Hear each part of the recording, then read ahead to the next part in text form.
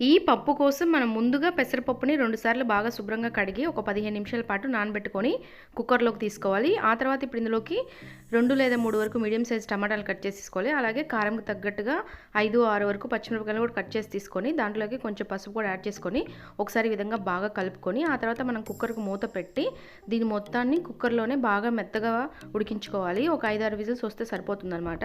ఇది మొత్తం ఉడికి ఆ తర్వాత కుక్కర్కున్న స్టీమ్ మొత్తం పోయి మూత కనుక తీసి చూస్తే ఇలా ఉంటుంది. ఆ తర్వాత ఇప్పుడు ఇందులోకి సరిపోయేంతగా సాల్ట్ అనేది యాడ్ చేసుకొని వేడి మీదనే మనం పప్పు అనేది బాగా వెనుపుకోవాలన్నమాట.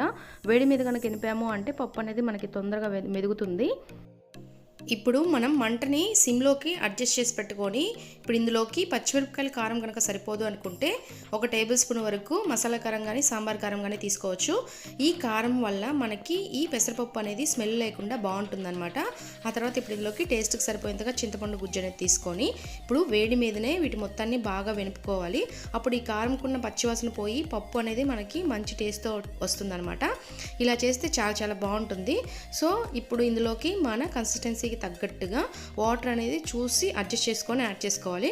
వాటర్ అనేది యాడ్ చేసిన తర్వాత ఒకసారి సాల్ట్ అనేది చూసి అడ్జస్ట్ చేసుకొని యాడ్ చేసుకొని అలాగే పులుపు అవి కూడా చూసుకొని అడ్జస్ట్ చేసుకొని యాడ్ చేసుకొని ఒక 5 నిమిషాల పాటు ఈ పప్పు మొత్తాన్ని ఈ విధంగా బాగా మరిగించుకోవాలి. అప్పుడు ఈ పప్పుకున్న పచ్చివాసన పోయి మనకి బాగా మంచి టేస్ట్ వస్తుందన్నమాట. సో ఇప్పుడు ఈ పప్పుని మనం పక్కన పెట్టుకొని ఇప్పుడు మనం తాలింపు పెట్టుకుందాము.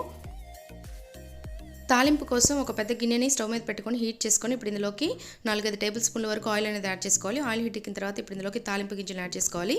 ఆవాలు, జీలకర్ర, పచ్చిశనగపప్పు, ఎండుమిర్చిని, కరివేపాకుని యాడ్ చేసుకొని ఇప్పుడు బాగా వేపుకొని ఆ తర్వాత ఇప్పుడు ఇందులోకి ఒక మీడియం సైజ్ ఉల్లిపాయను కట్ చేసి తీసుకోవాలి. అలాగే ఒక పచ్చిమిరపకాయను కూడా కట్ చేసి తీసుకోవాలి. కొంచెం కరివేపాకు కూడా తీసుకొని 1 నిమిషం పాటు బాగా వేపుకొని ఇప్పుడు ఇందులోకి చిన్న ఉల్లిపాయలు అనేది ఈ విధంగా తొక్కలు తీసుకొని సన్నగా కట్ చేసుకొని యాడ్ చేసుకోవాలి.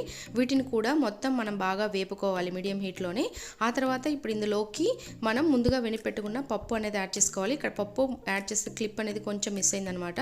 సో పప్పు అనేది మొత్తం పోసుకొని కొంచెం వాటర్ కూడా కుక్కర్లోకి పోసుకొని పోసుకొని ఆ తర్వాత ఫైనల్గా కొంచెం కొత్తిమీర కూడా యాడ్ చేసుకొని ఒకసారి బాగా కలుపుకొని ఇప్పుడు మీడియం హీట్లోనే ఈ పప్పు మొత్తాన్ని తాలింపులోనే బాగా 4-5 నిమిషాల పాటు బాగా మరిగించుకోవాలి.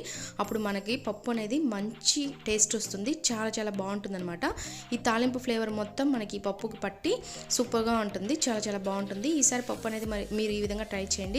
చాలా సూపర్గా ఉంటుందన్నమాట. ఒక 4-5 నిమిషాల పాటు బాగా మరిగించేసి ఆ తర్వాత స్టవ్ ఆఫ్ చేసేసుకొని మనం వేడివేడి అన్నంలోకి నెయ్యితో కనుక కలుపుకొని సర్వ్ చేసుకుంటే చాలా చాలా బాగుంటుంది. సో ఈ పప్పు అనేది ఈసారి ఈ విధంగా ట్రై చేయండి. సూపర్గా ఉంటుందన్నమాట. సో ఇది ఈ వీడియో కనుక మీకు నచ్చినట్లయితే ఖచ్చితంగా లైక్ చేసి షేర్ చేయండి. అలాగే మన ఛానల్ని సబ్స్క్రైబ్ చేసుకోండి. ఒకసారి మన ఛానల్ని చెక్ చేయండి. అందులో ఇలాంటి వీడియోస్ చాలా ఉన్నాయన్నమాట. అంటే ఇలాంటి రెసిపీస్ చాలా ఉన్నాయి. మీకు కనుక నచ్చితే ఖచ్చితంగా డైలీ ఫాలో అవడానికి అయితే ట్రై చేయండి. Thank you for watching.